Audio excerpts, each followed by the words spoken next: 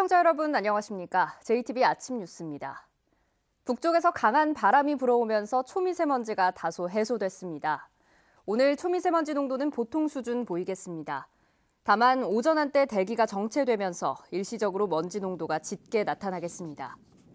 현재 기온 전주 영하 0.6도, 익산 영하 2도, 장수 영하 6도로 어제 아침보다 3, 4도가량 낮습니다. 낮 동안에는 전주 14도, 남원은 17도까지 오르며 포근하겠습니다. 주말에는 비 소식이 있습니다. 비는 토요일 밤 남부 지역에서 내리기 시작해 일요일에는 전북 전역으로 확대되겠습니다. 전주의 한 초등학교에서 식중독 의심 환자가 집단으로 발생해 보건당국이 조사에 나섰습니다. 전주시 보건소는 지난 4일 첫 환자가 발생한 뒤 지금까지 모두 17명이 구토와 복통, 설사 등 식중독 의심 증세를 보여 치료를 받고 있다고 밝혔습니다. 보건소는 이들이 섭취한 음식물 등 가건물을 채취해 역학조사에 나섰습니다.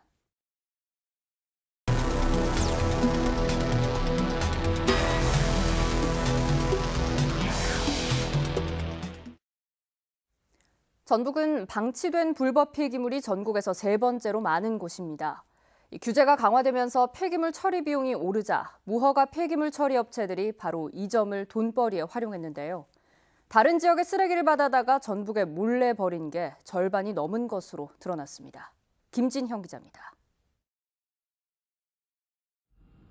김제의 한 농촌 마을에 쓰레기가 산더미처럼 쌓였습니다. 무허가 처리 업체가 4년 동안 방치한 양은 1,000톤이 넘습니다. 전화를 받을 수가 없어요, 지금. 김제시는 배출지 추적 결과 경기도 등지에서 나온 것으로 파악하고 있습니다. 경기도 쪽에서 온 것도 있어가지고 전국에서 폐기물을 처리해준다고 하고 불법적으로 이제 거기에다가 지금 쌓아놓은 걸로. 군산의 한 농촌에 있는 공장에도 폐기물이 쌓였습니다. 공장을 사들인 업체가 인천에서도 폐기물을 방치했다 조치 명령을 받은 점으로 미뤄 폐기물이 다른 지역에서 온 것으로 의심되고 있습니다.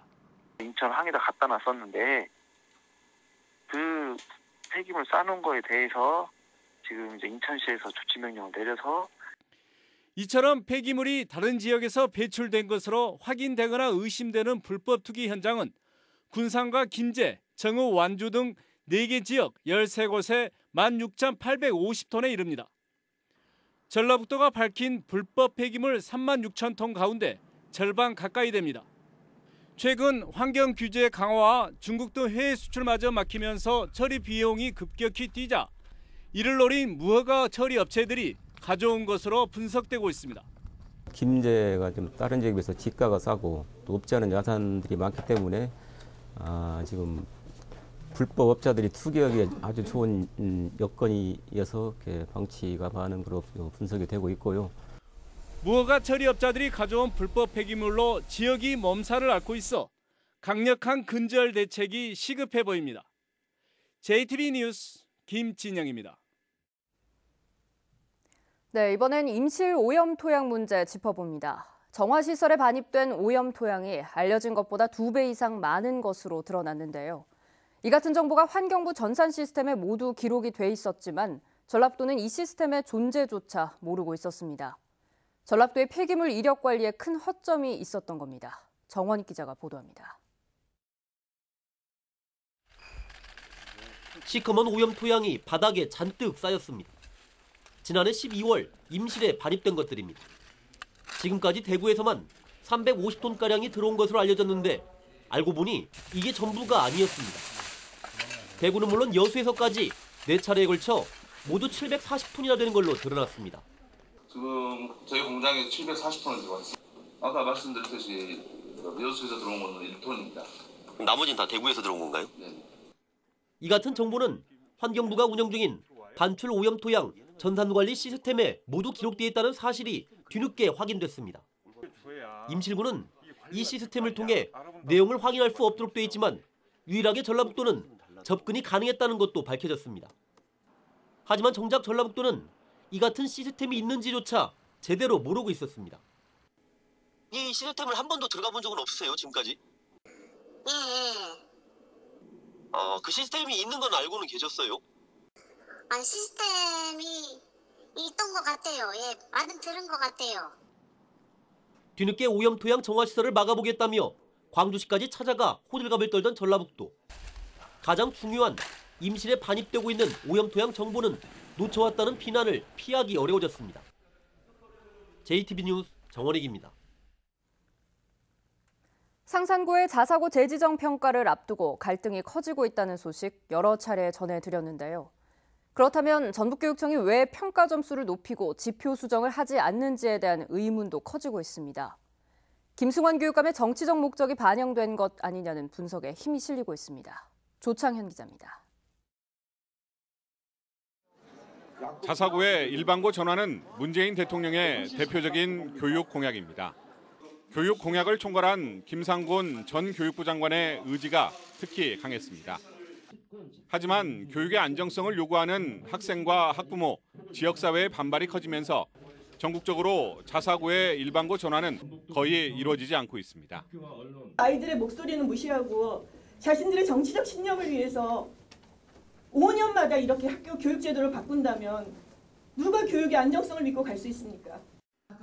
상산고 재지정 평가 문제는 후퇴하는 문재인 정부의 교육 정책을 되돌려 놓기 위한 김승환 교육감의 포석이라는 게 일반적인 분석입니다. 시도 교육감 협의회장으로서 꺼져가는 자사고의 일반고 전환 이슈를 상산고를 통해 살려보겠다는 것입니다. 상산고는 자립형 사립고로 출발해 전국 단위 우수 인재를 모집하는 만큼 상징성이 있기 때문입니다. 하지만 자사고 지정 취소는 교육감이 결정하더라도 아직까지 교육부 장관의 동의가 필요합니다.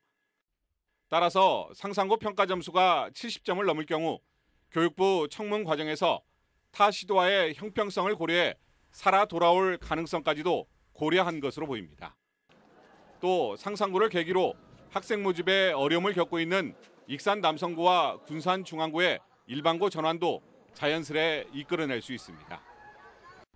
상산고 재지정 문제가 전국적인 이슈로 떠오를 경우 문재인 정부의 진보 교육 정책을 환기시키는 것은 물론 앞으로 주요한 국가 교육 정책을 교육감들이 주도해 나가겠다는 의지도 포함된 것으로 분석됩니다. JTB 뉴스 조창현입니다. 해마다 크고 작은 안전사고에 최근에는 역대급 미세먼지까지 학교에서는 그 어느 때보다 보건교사가 필요한데요. 하지만 전북에서 보건교사가 있는 학교는 10곳 가운데 6곳으로 전국에서 가장 적은 수준입니다. 보건교사가 절실한 학교 현장을 주혜인 기자가 살펴봤습니다.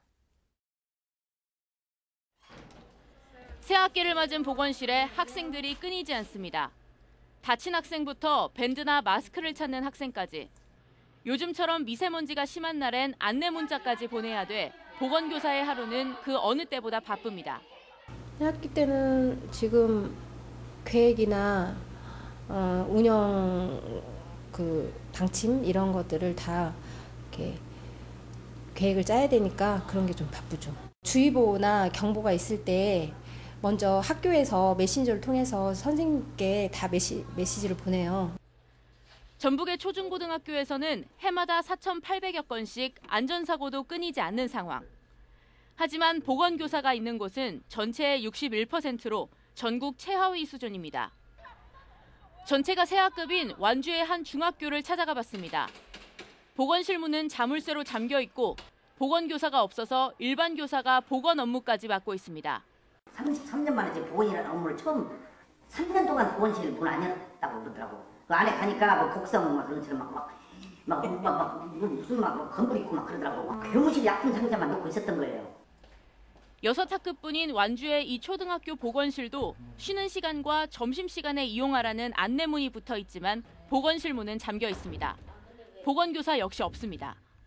법에 따라 모든 학교는 보건교사를 두어야 하지만 초등학교는 18학급, 중고등학교는 9학급 미만일 경우 의무사항이 아니어서 소규모 학교는 보건교사가 없는 경우가 대부분입니다. 보건교사를 많이 뽑으면 해결이 되는데 이제 청정원이 묶여있고 그런 걸 미달하는 학교들이 많아요. 그러면 그냥 소금 학교가 많아서 그런 거지 뭐. 학교 현장에서 보건교사의 필요성이 커지고 있는 만큼 교육당국의 인력 충원과 합리적인 교사 배치가 시급합니다. JTB 뉴스 주혜인입니다. 미세먼지가 기승을 부리는 가운데 오래된 경유차의 설 자리가 점점 좁아지고 있습니다. 10년 안에 모두 폐차가 추진되는 동시에 미세먼지가 심한 날에는 운행 제한도 추진됩니다. 권대성 기자입니다. 전주시는 지난달 노후 경유차 폐차 보조금 지원 신청을 받았습니다. 예정한 지원 물량은 500대였는데 신청은 1,690대로 3배가 넘었습니다. 올해든 차량부터 500대 정도를 신청해가지고 그분들한테 저희가 최대 폐차 지원금 165만 원을 지급할 예정입니다. 올해 14개 시군이 계획한 폐차 지원 물량은 3,658대, 전체 노후 경유차 13만 5천 대의 2.7%에 불과합니다. 이 같은 지원 규모로는 노후 경유차를 모두 폐차하는데 40년가량이 걸리는데 전라북도가 이를 10년으로 줄이기로 했습니다. 당장 올해 10,000대분의 폐차 보조금을 추가 지원키로 하고 추경에 226억 원을 편성합니다. 해마다 노후 경유차를 10%씩 줄여나가겠다는 겁니다. 미세먼지가 심해 비상 저감 조치가 내려진 날에 운행 제한도 추진됩니다. 전라북도 의회가 발의한 운행 제한 조례가 이달 통과되면 이르면 하반기부터 시행될 전망입니다. 일단 홍보 기간이 좀 필요하기 때문에 한 3개월 정도는 홍보를 좀 하고 그 후에 9월 정도부터는 아마 집중적으로 단속을 좀 할 수 있을 것 같습니다. 전라북도는 시군 CCTV 통합 관제센터를 통해 노후 경유차 운행을 단속하고 위반 차량은 10만 원의 과태료를 부과합니다. JTB 뉴스 권대성입니다. 진한 목이버섯은 도톰하고 쫄깃한 맛이 일품인데요. 진안군이 새로운 소득 사업으로 목이버섯 생산을 크게 늘리기로 했습니다. 남원시가 광한루 건립 600년을 맞아 600만 관광객 유치에 나섰습니다. 나금동 기자입니다. 천연 비타민 D가 풍부한 목이버섯입니다. 눈처럼 뽀얀 것부터 새카만 것까지 촘촘하게 달렸습니다. 진한 목이버섯은 큰 일교차 덕분에 도톰하고 쫄깃한 식감을 자랑합니다. 진안군이 새로운 소득 사업으로 기존 버섯 시설을 이용해 목이버섯 생산을 크게 늘리기로 했습니다. 목이버섯 배재를 생산할 수 있는 시스템을 구축해서 영지 하우스 등 기존 시설을 이용해서 다양한 소득원이 될 수 있도록 적극적인 기술 지원을 하겠습니다.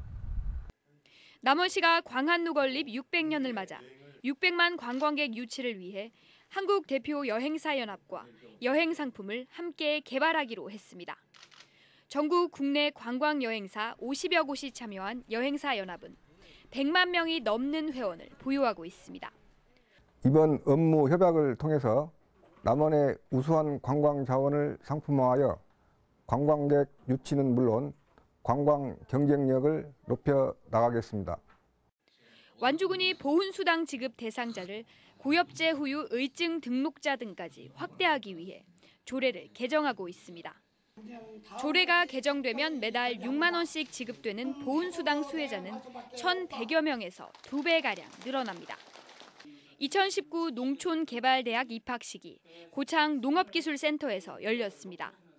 올해는 농식품 경영과와 복분작과 등 7개 과정에 230여 명이 입학해 오는 11월까지 전문 교육을 받을 예정입니다.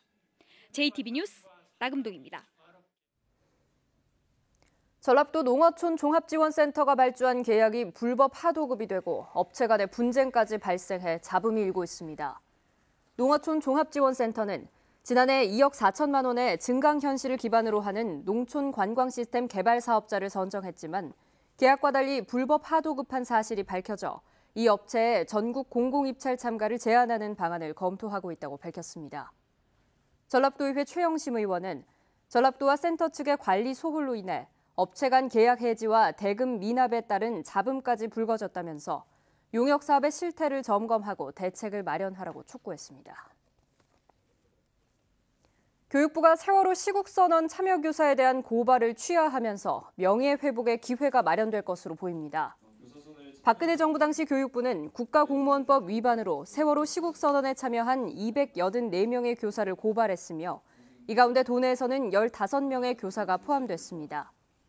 이들 교사 가운데 8명은 기소유예, 7명은 검찰 조사가 진행 중인데 교육부가 고발을 취하함에 따라 앞으로 사법 처리 과정에서 유리하게 작용할 것으로 보입니다. 전북개발공사 임원추천위원회가 김천환 전 전라북도 건설교통국장을 신임 사장 후보로 최종 확정했습니다. 이에 따라 전라북도가 김천환 후보에 대한 인사청문을 요청하면 전북도의회는 오는 19일쯤 청문회를 열어 후보자 검증 절차를 진행할 예정입니다. 도의회 인사청문위원회에는 10명 안팎의 도의원들이 참여해 후보가 낸 직무수행 계획서 등을 토대로 능력과 도덕성을 검증하게 됩니다. 오늘 새벽 0시 10분쯤 전주시 삼천동 한 음식점에서 불이 나 내부 80제곱미터와 집기 등을 태워 소방서 추산 700여만 원의 재산 피해가 났습니다. 경찰은 목격자 등을 상대로 정확한 화재 원인을 조사하고 있습니다.